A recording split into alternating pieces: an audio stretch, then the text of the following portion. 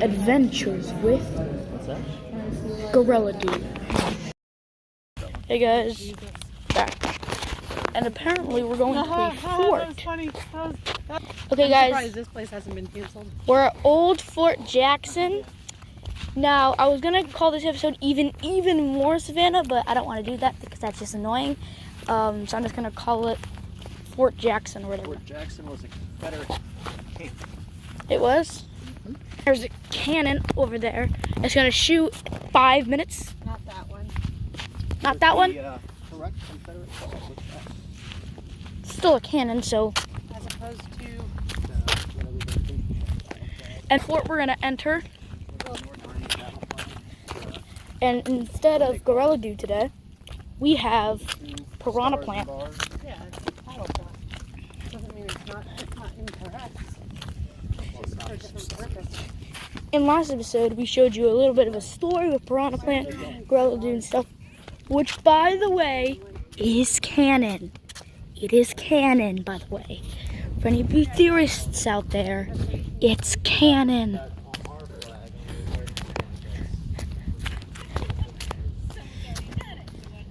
Episode 5.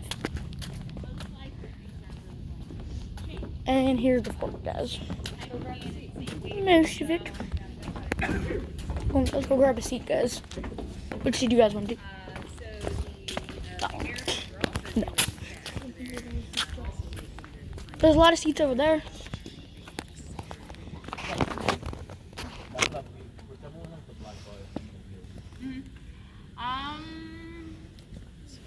I don't think we fired that recently. We've had a few weddings and commercial dinners. How dare you? But I think they arranged for us to fire this cannon instead because it's cheaper. And I don't know off the top of my head, but we do have on our website PDF documents about how much it is to rent the fort for a wedding or commercial dinner. And so that would list how much for the different cannons. So different cannons that we have the ability at this point to fire. This 12-pounder, the 6-pounder outside, this 32-pounder, and this 9-inch Dahlgren. That's the biggest gun we have.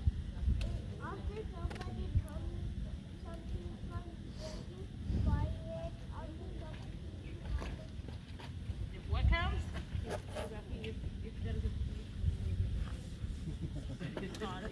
I'm not understanding the word. It's like, what do you find if there's a thief? Oh, a thief! Okay, sorry. Baby language is hard to understand. Oh, what?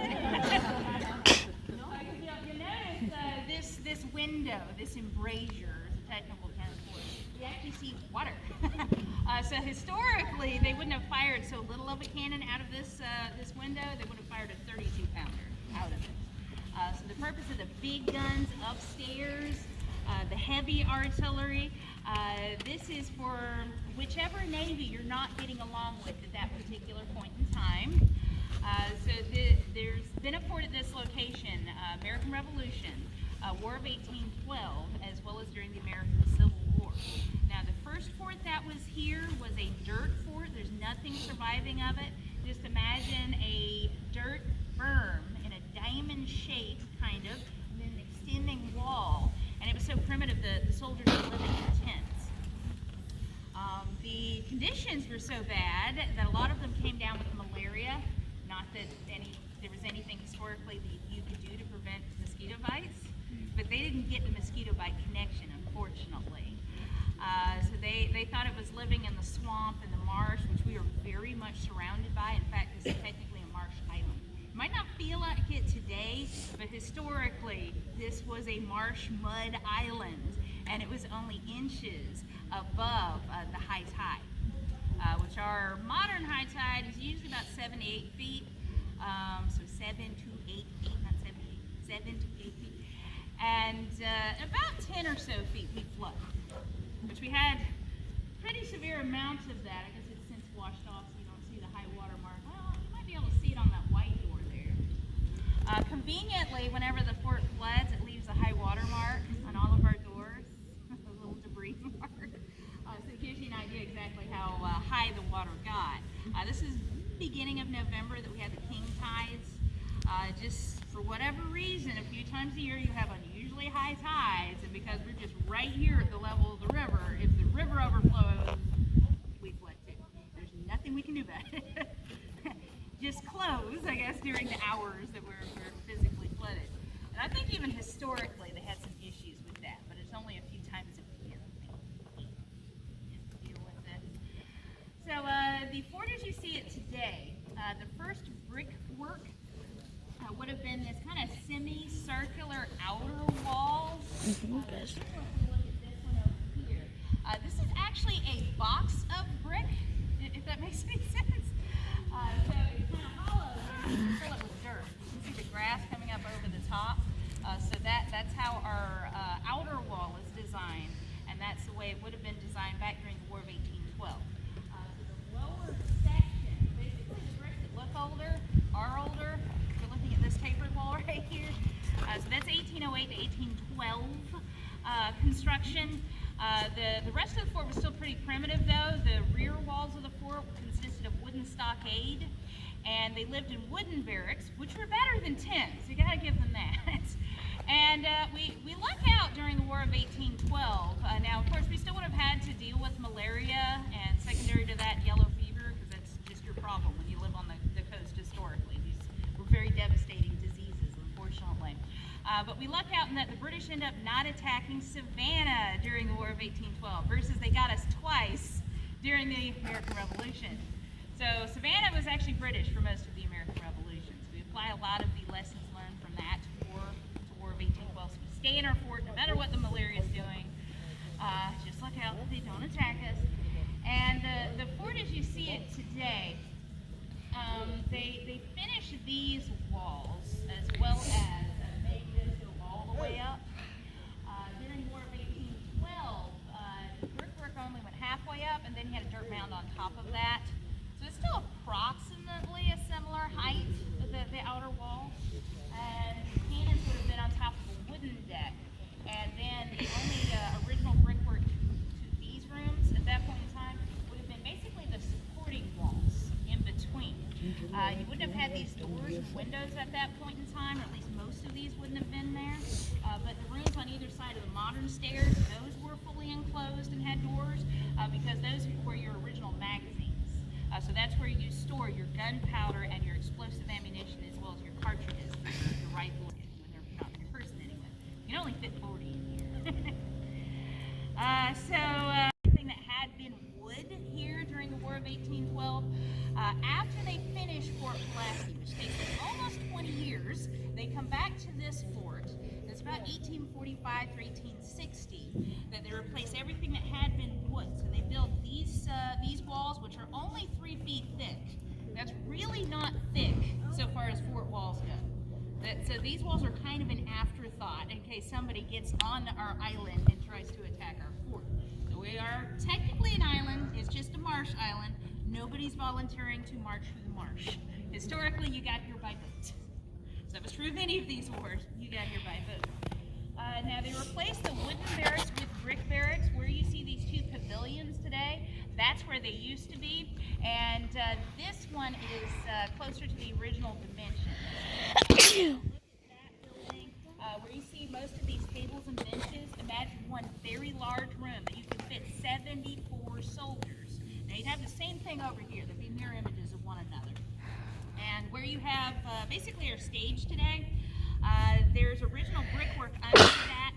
Apparently it was a perfect tripping hazard. That's why we covered it up with the stage. But that was your original entryway or foyer. Then directly behind that, you had a single room for the orderly sergeant, who was kind of in charge of the 74 enlisted men. Now, of course, you had officers over his head. Where you see all those benches over there, as well as the maps and a lot of the flags, you'd have the dining area, the pantry, and the physical kitchen itself. Where you see those tables that are kind of going across, you do have some of the original floor of the kitchen still exposed, as well as the bottom of the large cooking fireplace. We would have also had a bread oven. I don't know that we know exactly where that was, but it would make sense for it to be in these kitchens. We know we had a baker here during the American Civil War, so apparently we were getting fresh baked bread. One one of the reasons we know this, if you've been in the jail cell, has anyone been in the jail cell? If you read the plaque in the jail cell, you'll learn an interesting story about our baker, how he got himself in trouble. But you can use that as a scavenger hunt, I suppose. You definitely want to go read that. Let's see, the officers' barracks were never constructed because 1860, they kind of saw the writing on the wall. The Civil War was probably coming, and obviously they were very right about that. So where you see these, they're almost like random brick pathways in the rear of the fort. That's where the officers' barracks were going to be. That's where the foundations they barely started with. They did apparently finish the officers' privies, which you can tell have since collapsed. But where you see that fence over there, you can see that there used to be standing walls there. These would have been like walking into brick outhouses. You have a wooden floor, wooden seat, but you would have had a roof. You would have had privacy. I swear to you on that they had proper privacy. The enlisted privies would have been in these two corners. So we kind of reproduced them over here. So if anyone needs the restroom, we do have flushing restrooms. You can even wash your hands. Obviously, it wasn't quite that fancy back then. Once again, brick outhouses is what it would have been historically. Let's see, back during the War of 1812, we had 24-pounders and 18-pounders upstairs. We're still working on those two cannons. We have two originals. So we have Big Red over there. I'm sure everyone's seen Big Red. You have to walk right past it. That's an original 24-pounder cannon, but brand new carriage. And your donations, that's what it's gone towards the past, I think, 6 or 7 years. So the donation box is rounding up your change, even some checks in the mail. That's how we paid for Big Red over there. So we do actually make our own cannon carriages. So most of the carriages you're looking at were made either here or at the Georgia State Railroad Museum, one of our sister sites. The only exception to that is this one. This is a field carriage. There's still companies that make these things, so I guess labor-wise it just made more sense to buy one pre-made. So we've had that carriage since 2001. Made by Steam Cannon Carriages, so you can actually look it up. You can buy your own cannons. They cost about as much as a nice car, but you can actually buy your own cannons. 24-pounder is basically ready to go, other than we do still need to put the vent in it. The vent is the small hole that you require for any of these cannons to actually ignite your gunpowder and fire them. But next we will need a carriage for our original 18-pounder, so that's the rusty gun that you saw probably also walked right past. The original 18-pounder, both the 18 and the 24-pounder were found in a sister brick fort, Fort Wayne, which is right behind the Pirate House. It's still there, it's just not open as a museum. But you can still technically go and visit another brick fort here in the Savannah area that's not Fort Pulaski, obviously, that's the third one. Civil War history. Despite the fact that both of these brick forts were basically finished and ready to go by the Civil War, the U.S. government did not bother putting soldiers in either of them. So you don't have a Fort Sumter type scenario here instead, or at least here in Georgia. So they have a caretaker here and a caretaker and a sergeant at Fort Pulaski. Basically, they hand over the keys to the Confederates at the beginning of the Civil War. Fort Pulaski is only going to be Confederate for the first year of the war, so the remaining 3 years, you're going to have a Union presence just a few miles away, roughly 9 miles by river. They truly guard the mouth of the river. So with the fall of Fort Pulaski, the Confederates could no longer use this river for trade. So Fort McAllister, which the Confederates made out of dirt and is down in Richmond Hill, became quite a bit more important because they were still using that river for trade. So Savannah wasn't completely cut off. So you still had some ability to import things, but certainly not like it would have been preceding the Civil War. Now this fort, we don't really have records of soldiers here until March of 1861, but still basically 3 years of the war. You're going to have Confederates in this fort. It's not until General Sherman's army comes along. You're going to have Union soldiers in this fort once again. So just a few companies of Sherman's men are going to come out here and occupy this fort. To our knowledge, General Sherman never visited this fort. But technically, this fort is considered the end of the March to the Sea. For whatever reason, we're considered the end of that. But Sherman himself would have stayed in the Green Meldrum House in downtown Savannah, which is very pretty if you get the chance to go and see that. The Confederates Confederate Army here in Savannah, guarding all these various forts, most of which they would have made out of dirt. They, with only having 9,000 men against General Sherman's 62,000 men, what do you think the Confederates decided to do? Yes, we leave. We go across the river into South Carolina, and we're basically in Charleston for a few months, and then the same scenario is going to happen again, that General Sherman's army is basically behind you, so they really had no choice. Once again, they basically have to keep picking up and going further and further north. Eventually, small Confederate coastal armies will end up joining with General John's Confederate army, and he continues to fight against General Sherman until he finally ends up surrendering to Sherman. But that's going to be April 26th of 1864. The Confederate, or excuse me, 1865. The Confederates evacuate Savannah back during December 20th of 1864. So we basically just passed that anniversary. Another important anniversary I should let you know about, back during the American Revolution, the fall of Savannah, was December 29th. Of 1778, and I believe on that day we are planning on firing the 32-pounder. So if you get the chance to come back, I believe on that anniversary we are planning on firing that big cannon. So that is a very special treat. That one is an original gun. That one would have been cast back in 1824, would have been used during the Mexican War, and would have been in the Western lines. So technically used again, or potentially could have been used against General Sherman's army, not that we know for sure that it was ever fired in anger against General Sherman's army, but it was on that side of Savannah. Now we have just a few safety rules. They should be relatively obvious, I would think. Obviously no one downrange. We prefer not to have targets when we fire our rifles and cannons. Second safety rule, she's kind of loud for her small size. So if you're sensitive to loud noises, you're going to want to cover your ears at the command of gun number 1, ready. I recommend covering your And ears third since you are safety a rule, child. just in case we have a little, not that I'm looking forward to having to use that. Hi, if you'd like to join us, I actually have to walk in there to get my gunpowder. So historically, these last two rooms right here, where you see these windows, these were the ready rooms. This is where you would store the actual objects that you use to fire your cannon, such as your source of ignition, your friction primer. Like I said, guys, a lot of this is going to be cut out. Your explosive ordnance will be in the rooms on either side of the modern stairs, and your bulk gunpowder, your thousands of pounds of gunpowder, would have been stored over here in what is today our film room. Just imagine if you had an accident in there and thousands of pounds of gunpowder suddenly went out. We're not allowed to store near that much, and we actually use this 1873 constructed powder magazine.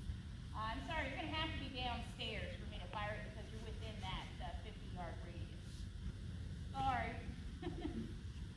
Once again, this is in case I have an accident with my cannon, so hopefully you guys don't get hurt. It's rare for these to, usually when you have a problem that's more so There's the the front of it, cannon, the guys. dangerous end of the cannon. But I believe several years ago during the War of 1812 anniversary at Fort McHenry, that they actually had a breech failure on a cannon. So the breech is the rear of the cannon where the explosion actually occurs. That's not good when your cannon decides to go bomb. Thankfully, it wasn't that severe. I think just some burns to some hands for firing the rifle. And I'll also be inserting my hearing protection because I won't be able to cover my ears. That's how we conveniently talk to the guy in the gift shop today. Gift shop, do you copy? Just about to fire the mountain howitzer. I copy that. You're going to need to cover your ears. So if you want. This would be close.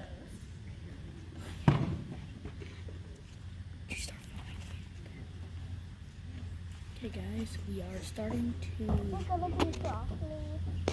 cannon start to fire. So if you guys don't want to hear too much of it, you might want to close your ears. Is it gonna be one more? Canister, 50 yards, low. Now this first implement is to clear the bore. Had I just loaded and fired it, now historically they really didn't have to Hey, worry guys. about physical You have to pieces to cover take your out of ears the for this cannon. Everything pretty much burnt up or went downrange. So really historically this was to load your cannon and you could not get it to fire, which sounds exactly as dangerous as you're thinking. Yeah. If this is a bomb, They were, however, very concerned about using the sponge.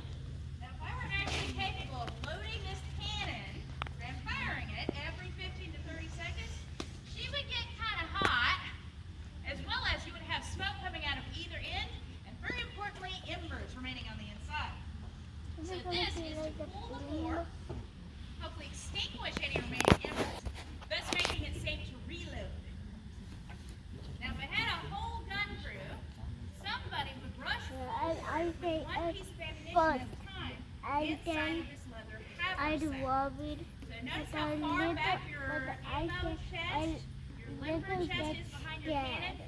Any of these cannons throw off embers. So if you have embers landing in your box with your ammunition, just imagine the daisy chain reaction you're going to have. So you have to keep that lid closed as well as keep it pretty far back behind your cannon. So one piece of ammunition is brought forward at a time. It is placed in the muzzle, and it's rammed backwards to the breech or the rear of the cannon with the rammer. Not quite. I'm just laughing. It's loaded, but not quite ready to fire. Next is the What? priming wire. Now this brass wire will puncture the bag of gunpowder that is now loaded into the cannon. It'll also hold it in place when the gun is run forward. Now while moving this gun back and forth is very easy because this bronze only weighs 220 pounds, and when you include the weight of everything else, it's a little over 500 pounds. It's pretty well balanced on this wheel. The heavy artillery, on the other hand, took a 6-man gun crew, 1.5 to 2 minutes to do every shot. It's not easy to move 7,000 to 9,000 pounds. That's just the weight of the gun. That's not even including the weight of the gear. Right hand to the front, march. No. Up, point. Now you do aim cannons, but for whatever reason you call that command point instead of aim. Now for left and right, you interact with the trail. And then for up and down, the angle that you fire your cannon, which is very important to make projectile go a particular distance, Do that you interact to with make the the fire elevation with screw. the blow. Now, if I had my gunner's tangent, unfortunately it literally walked off. We don't have it anymore. But you would have this sawtooth-looking device that lists your different degrees of elevation. So you would place that here, use that as your rear sight. For a given distance, it would be known what angle to make the cannon so that would actually fly. The projectile would actually fly that distance. So once you get this, the front of the gun, and your intended target all in alignment, your gun is therefore aimed. Now, my source of ignition is a friction primer. It's coming out in the sunlight so you can see it a little bit better. Friction primer has match chemicals on this wire, which is very tightly crimped closed in the top of this. Did they already brass fire it? tube. Those match chemicals, when you pull the wire, are going to ignite. That will then ignite the gunpowder that is full in the rest of this tube. And then it is lacquered closed at either end, both the surface waterproofing as well as so hopefully your gunpowder doesn't fall out. It doesn't work too well if it happens. This is like a self-lighting firecracker. So this is placed in the vent. To remove my priming wire, place that there so it's not directly over the gunpowder. It wouldn't handle several feet of rope and a little hook to go through the little loop of wire. You would not want to pull that wire with your fingers. You'd like to keep both in, nor do you want to stand behind a cannon when you fire it because of recoil.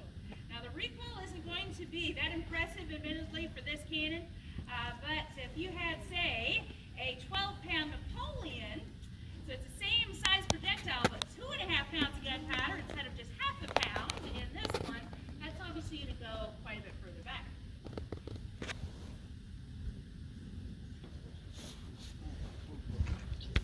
Gun number 1, ready! Cover your ears.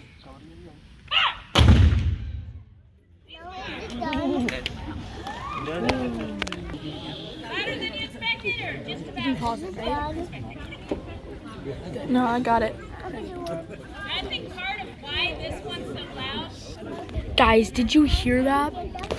That was crazy. You probably didn't because I told you guys to cover your ears for a good reason.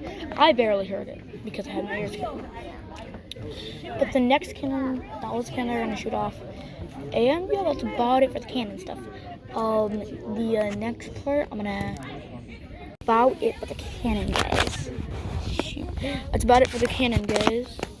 They have a lot of stuff here.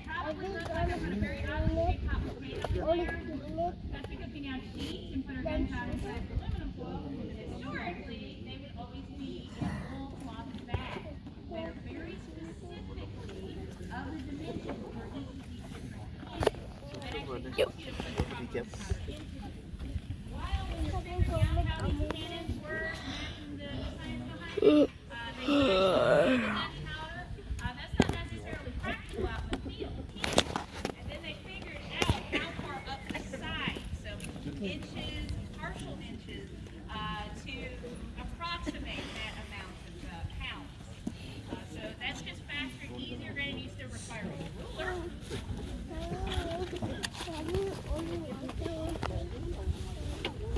The worm that you just witnessed, they would not have had that little piece of aluminum foil to have to retrieve. It really would just be ash and embers and heat that you're worried about. So it's really more so the sponge that they would historically be using in between shots.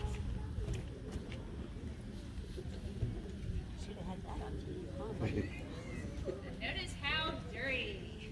Good old-fashioned original recipe gunpowder is actually quite corrosive and dirty. And there's a lot of fouling inside of all these wells. So another reason to have fresh water available to help clean all that out. But between shots, very important to extinguish. We're just gonna skip it until they're done cleaning it out, 'cause I don't think you guys just want to see a girl or anyone just clean out a cannon. That is not With me and the cannon, which I apologize. disgusting, Mom. You said that just as I started filming. Privy, it would be individual little. Guys, here's the fort. Brian, what do you think of that speech? So boring. Yeah, he says it was boring. I agree. That speech was pretty boring. But all speeches are boring, guys. Unless you like speeches. That's why they pooed. Then that's another story. They pooed, people. They did a poopy there. You poop. Poop. It's disgusting. Okay. There's the pipes. 200-year-old poop. 200-year-old poop. Oh, second-year-old coronal plant. Hot. 12. This whole Okay. There we go, boy. So guys, that's most of the fort. But let's show you the rest of the fort. There's actual That was the cannon shooting that you guys just heard earlier. This is kind of cool. Here's another These are the- cannon, yeah. guys. Some benches here. Those are the actual bathrooms. I'm gonna use them. There's actually shaving cream in there. I saw shaving cream in there.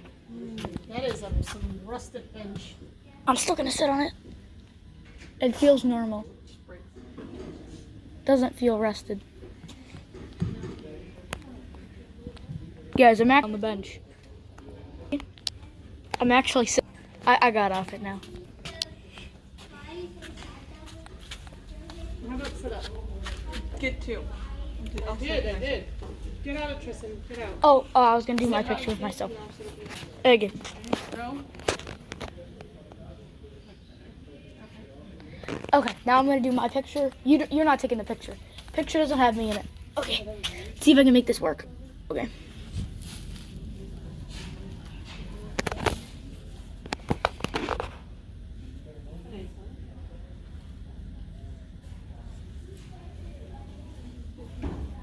Here's the one of you punching over.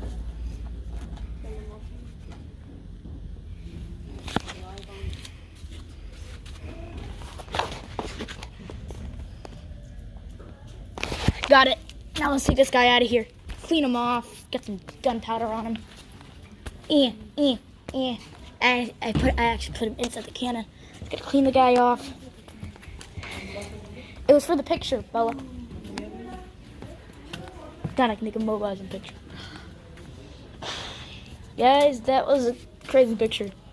We still got some gunpowder here. Cleaning the guy off. That was not a trustworthy picture. Clean him off my phone, guys. So, guys, we're gonna look at the rest of the fort.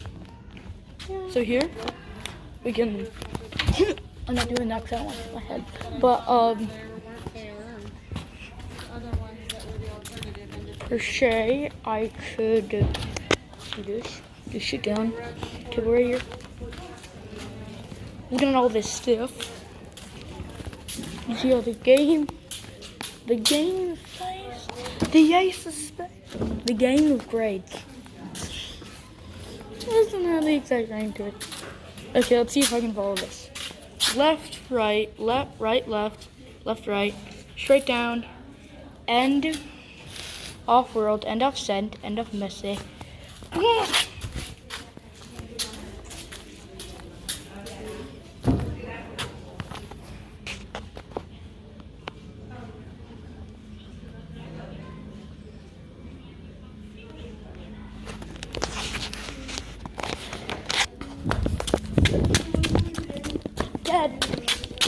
Dad, come over here and take a picture of me over there.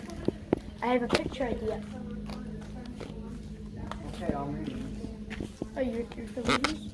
Oh, there's a thing to read. Shoot people. You made a movie about him. They did? Oh boy. Here's the thing. Here, so you guys can read this. Here it is. There. There's your guys, you people who want to read. All you kids know who Abraham Lincoln is, but if you don't, and you're super young, here's Abraham Lincoln. It's Grant. He was the 17th president.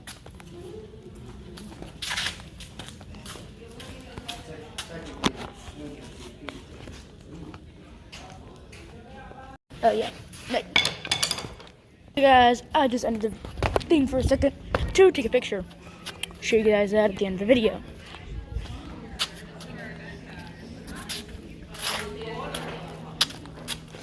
I was wondering what the other thing was. Episode 5, yeah, episode 5. Episode 5 has the graveyard thing. Yeah, we are still in Savannah, but I don't want to call it even more Savannah, because that last episode was called Even More Savannah. Episode 4 is called Even More Savannah. And 5, nothing to do with Savannah. That had nothing to do with it. Technically, we are still in Savannah, but it's called the Jackson Fort. So, I'm just gonna say that we are not in Savannah any longer. There's that.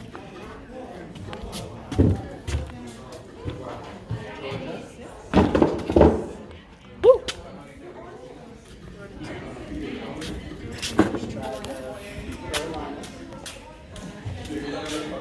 Yes, a spade. Yes, a spade. Yes. Wait, I have a picture. Idea. Like I'm drinking from it? Yeah. Disgusting. But I had to do it for the picture.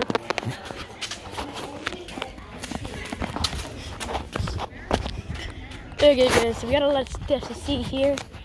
I'm gonna go in that jail room. They said they had like a thing to read. I'm gonna go in that room. If you wanna go in that room, we're going in that room. Piranha Plant? Yeah, let's go in that room. Okay. Let's go into that room. So where is this? It's right here? Okay, it's right here. Shoot, I have battery power 15. Let's do this quick. Okay. That's the door. Nice, very nice, very nice. We have a lot there. We have this lamp here. We have this thing. Like we've got a very amount of stuff. Here you got this, Ooh, I like it. Got a 34 pallet gun. Got all this stuff here. Got this. It's got another cannon. Seriously, another. Okay. I have a picture idea. I don't know if it'll work. Perfect. Like he's eating the cannonball. You almost got me. You almost got me, Bella. That was a good one. I saw you earlier, so I don't know how you actually got me. I went to scare him. Oh. He's trying to scare me. That's my bad. Did that take too long to get over here, Bella? Yes, you're slow and old. No, he's slow now. He's just being slow on purpose. You just said that on the internet, fella. Not if you don't post it. You're not posting Just look a little blunderbuster. You're not posting anything with me yet. Do you hear that? She doesn't want. If you have something with her, you need to Oh, take her it out had of nothing or don't in. Post it. Yeah, I'll do. I have a filter. On the internet without my We have a permission. filter for that. I have a filter.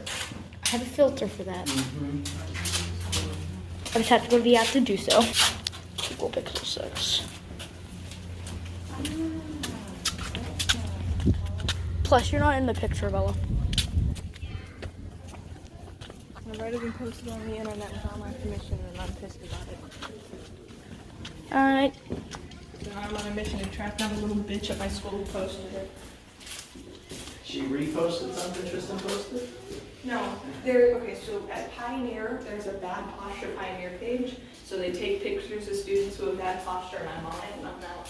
And I'm like, could you excuse me? Is it an official It's on page? Instagram. Hold on. Oh, shoot. Bella, you do have that. She doesn't want to be on the internet, guys. So, or not. I'm gonna showcase my sister, okay? Okay, we're just gonna show my face.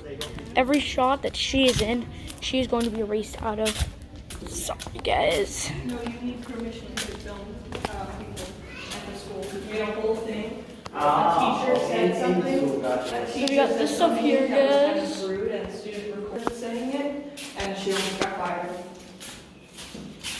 This stuff here. We got a lot of cool stuff. Making sure my sister isn't in the shot, guys.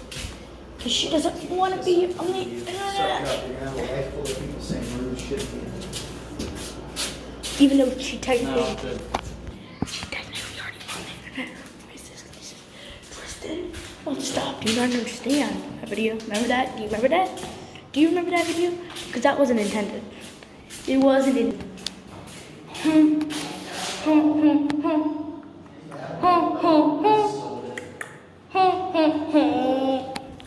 Oh, so I can buy another gun? No. No, I didn't say that. You cannot buy it. Evacuation. The evacuation for Jack? Let's see those seats. The evacuation for Jack. Pretty nice. Okay.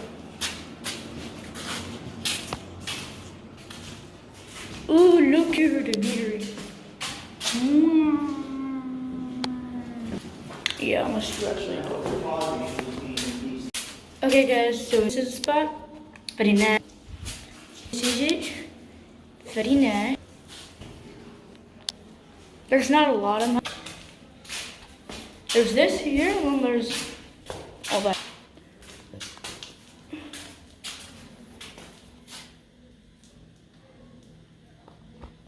You guys can just pause the video and zoom in on your camera. I don't really care right now. We're gonna go back outside. So guys, that's more of the fort. Ooh, the jail cell. The jail cell. Here's the jail cell, guys. Said there was like a story here somewhere. Striker. Here we go. I'm not gonna read it for you guys. For you guys who can't read, too bad. But if you want to read it, pause the video. Northern and southern soldiers returned to their homes and began the process of military force. The fort was no match for emerging warfare technologies. It was a relic of the past. At the start of the Spanish-American War, Fort Jackson was again visited by the military.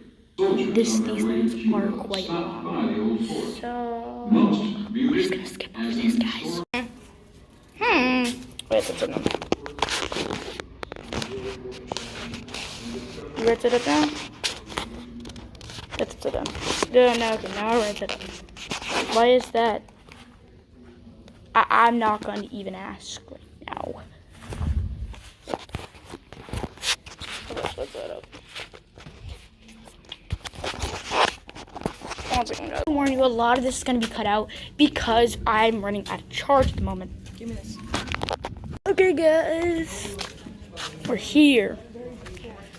So a lot of stuff has been... I get it. Most of the stuff up there you guys already saw. So that's mostly it, guys. Like I said, a lot of this is going to be cut out because I don't have a lot of charge. I'd like to go down to the pier and I'll Okay. Where's your dad? Guys, we're going to be cutting out the rest of it because I am almost out of charge, guys. We gotta go back. Back to get Dad.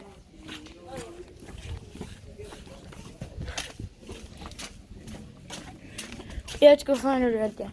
So this might cut off at any random time, guys. The window? Dad's there. You wanna hang off of here?